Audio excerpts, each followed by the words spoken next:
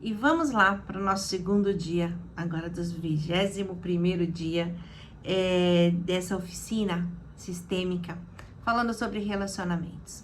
Muito importante e um dos objetivos aqui desses nossos encontros é fazer com que a gente possa identificar, para que a gente possa evitar tomar conhecimento de como lidar com esses relacionamentos, tanto na nossa vida, quanto na vida dos filhos, dos netos, e aí a gente vai melhorando a nossa prole.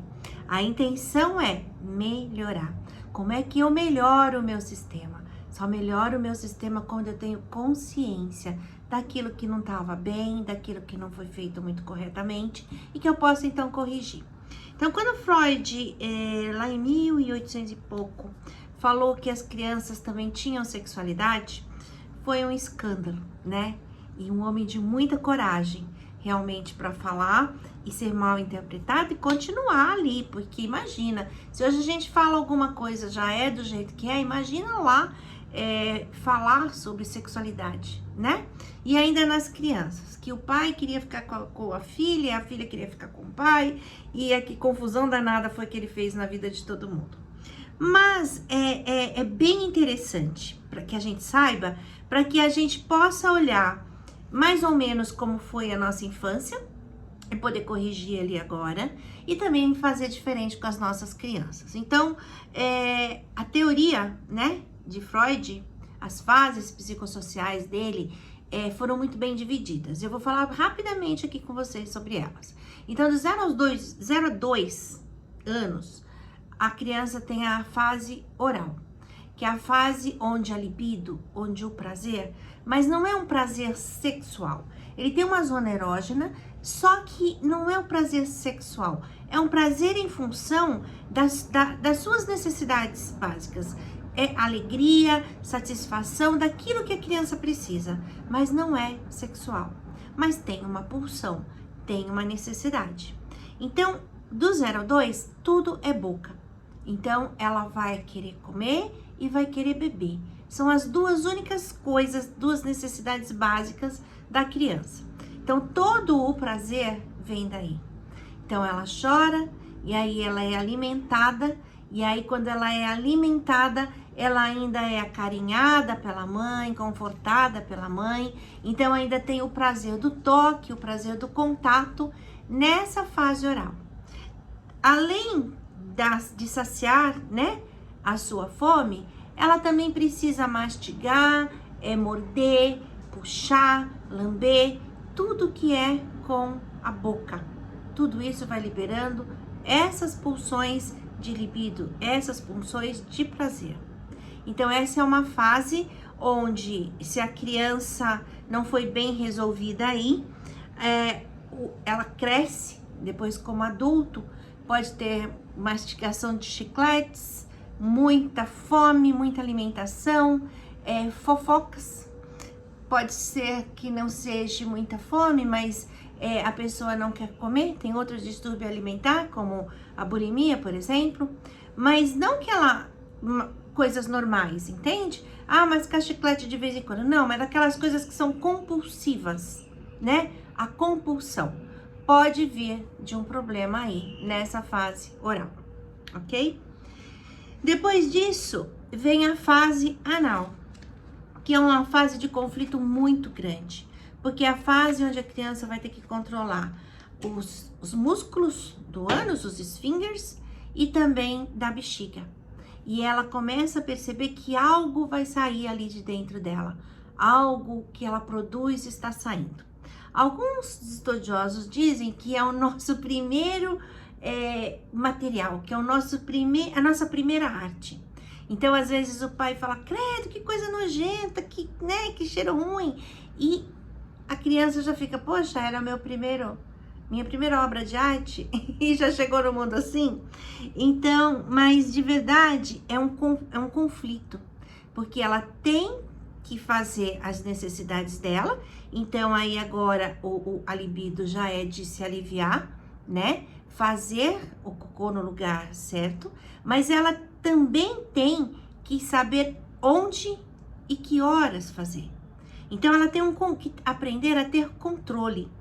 E aí ela percebe que o alívio é bom, e se ela faz no lugar certo, ela é aplaudida. E ao contrário, se ela faz em lugar errado, ela é repreendida. E aí, mesmo que ela consiga equilibrar fazendo no lugar certo, né? Se aliviando, não é um material bom, é um material que as pessoas têm nojo, reclamam, tem que ser feito escondido. Então, é o primeiro confronto do ser humano com a sociedade. Como se comportar. É a primeira imposição, a primeira máscara que a gente coloca. Como se comportar diante da sociedade.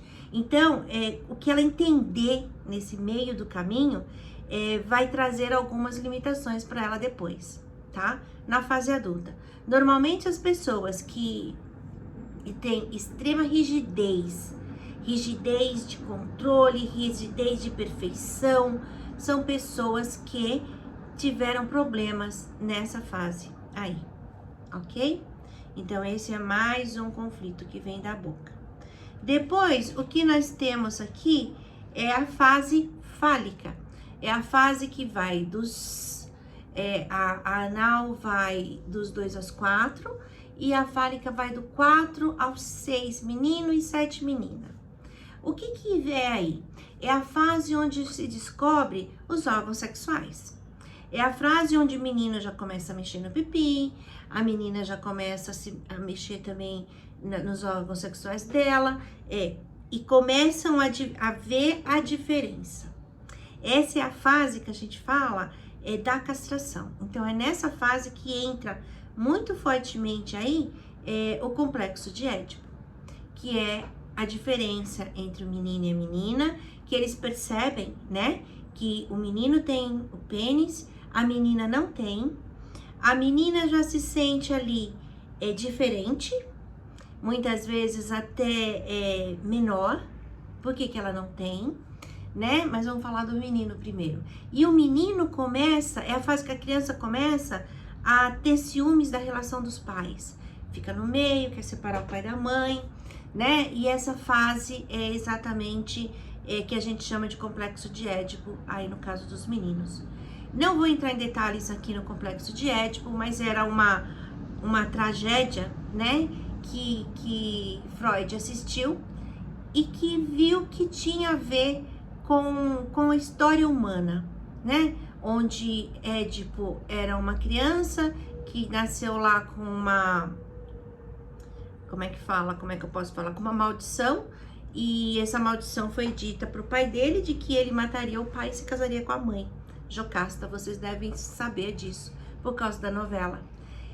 E aí teve um monte de coisa no meio do caminho. O pai levou o menino para a morte, acabou que o menino não morreu, foi para um outro reino, onde ele foi criado como filho legítimo. E aí ele vai, quando ele cresce, em busca de entender também, e contam para ele de que ele carregava uma maldição, que ele ia matar o pai e casar com a mãe. E ele foge desse reino onde ele mora, que ele acha que ele é pertencente a ele, e vai exatamente para o reino onde moram seus pais biológicos.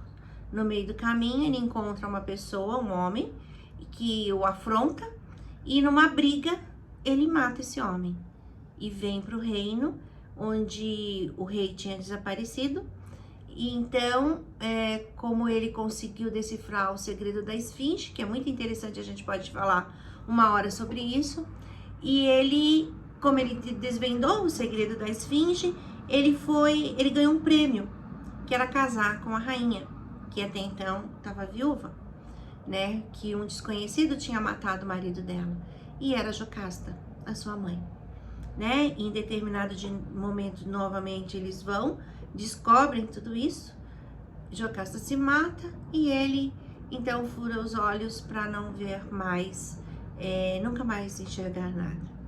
E aí, o que Freud tira disso, né? De que inconscientemente, porque Édipo não sabia que estava matando seu pai, né? Inconscientemente, o ser humano, o masculino, ele disputa com o pai o tamanho do pênis, né? Ele disputa a força com o pai, né? Quanto criança, ele disputa a mãe. né? Então ele quer ganhar do pai, ele quer ser melhor do que o pai. Esse é o complexo de Édipo. E é nessa fase que a gente passa por isso. Mas ele tem o medo do pai, porque ele já viu que as meninas não têm pênis. E eles têm o temor, que é a ansiedade da castração, que é o medo de ficar sem o pênis. Então eles começam mais facilmente a se aliar com esse pai. Isso em relações normais. Vou contar agora como é o das meninas, tá bom? Então, Freud nomeou isso como complexo de Édipo. E das meninas ele falava que era o complexo de Édipo invertido, né? Um complexo de Édipo que não era... Ele tinha outro nome, parece que era inadequado, alguma coisa assim. Só que aí resolveram que não, que era um nome que já trazia preconceito e que ficaria complexo de Electra. Poucos assumem esse nome, ok? Mas fala-se que complexo de Édipo para os meninos e de Electra das meninas. O que diferencia nas meninas? As meninas não têm o medo da castração, porque elas já vieram sem pênis, então para elas já tá ferrada.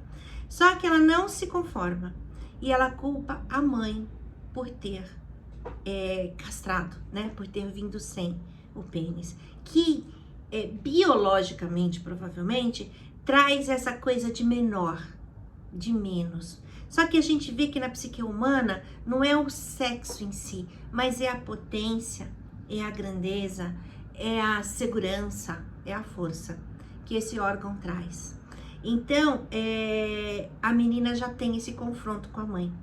E aí ela vê que só tem um jeito dela ter um pênis para ela, é ficando com o pai. E inconscientemente essa menina vai duelar com essa mãe.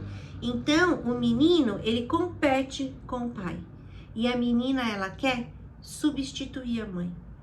E isso a gente percebe, as mulheres têm muito mais dificuldades com suas mães do que os meninos com seus pais. E é assim que ele molda, que é dos 5 aos 7 anos. Agora, como é que funciona pra gente resolver essa parada? Como é que a gente faz a castração correta, né? Como é que a gente dá esse corte na criança e traz ela pra realidade? Primeiro, aí a gente entra com a constelação familiar. Bert Helling diz, primeiro vem o casal, depois vem os filhos. Quem chegou antes numa relação? O marido e a mulher. Conforme eles têm amor, respeito, companheirismo, eles não vão se separar e colocar esses filhos no meio do caminho. Eles vão se amar e com esse amor eles colocam o filho no lugar. Amor, quando o filho quer, né, ficar no meio da cama ou quer ficar no colo da mãe, ele vai dizer, olha, meu amor, você vai crescer e você vai ter uma mulher só pra você. Ela é a mamãe, a minha esposa, a sua mãe. Entende? E mesma coisa com as meninas. A mãe vai falar pra filha, filha, você vai crescer e vai ter o seu marido. Ele é seu pai, marido da mamãe. E aí também o adulto fazer o seguinte, filha, né, o pai, eu amo a sua mãe e você é linda como a sua mãe. Tudo que tem que é da sua mãe, eu amo também. Mas dá enfoque na mãe. E o pai é a mesma coisa. E o que acontece nas relações hoje? A mulher não pode ver a cara do marido. E aí, o que ela faz? Pega o filho e bota no lugar do marido. Acolhe essa ideia que tem no inconsciente da criança e coloca ele ali, imaginariamente, ele fica como o marido. Ele toma o lugar do pai. E a menina, a mesma coisa. A mãe não quer ver o pai, não quer saber, não consegue fazer o seu papel de esposa e fica, fala lá pro seu pai. Ah, você é a queridinha do papai mesmo? Fala lá com ele. Vocês se entendem, se virem. E aí, essa menina sai do seu lugar e vai ser a filhinha do papai, que Bert Helling fala. Então, Freud já falava isso, outros autores falam também, e Bert vem explicando também dessa forma. O que é uma coisa biológica, também tem uma explicação lá na constelação familiar. Depois de passada essa fase, vem uma dos 7 aos 12 anos, que é uma fase assim, ela é neutra, tá? Ela não tem, como é que diz? É como se, é uma fase de latência. É como se a criança esquecesse essa parte sexual, baixa a libido e ela vai para a escola, tem amizades, são os amigos, são as distrações com jogos. Hoje as coisas mudaram um pouco mais, mas ela não tá ligada no sexual. A menina normalmente não gosta do menino, o menino tem vergonha da menina, e são as panelinhas, né, que se juntam aí. E aí depois dos 12 anos vem a fase genital, que é onde volta toda a libido, já se começa a namorar, aí o sexo, a libido vira sexual, vira desejo sexual, os corpos já estão formados, e aí o que acontece? Na fase de complexo de Édipo, lá na fase na fálica, toda essa dor de não gostar do pai, de competir com o pai, de querer que a mãe morra, de não querer ver a mãe da criança é muito dolorosa. É uma fase de pensamentos obscuros, de raiva, de inveja, de ciúmes, e é muito doloroso. Quando existe algo muito doloroso, nosso inconsciente esconde, né? Então ele fica lá recalcado. É isso que a gente fala. Sabe aquela pessoa que fala, ah, aquela ali é recalcada? É recalcada por quê? Porque algum sentimento está escondido para que não provoque dor. Só que esse recalque volta agora com força. E aí é que a gente percebe o dano que foi feito. Que não houve talvez a castração correta e que essa criança ficou entendendo o que ela conseguiu diante de toda essa fase que ela passou.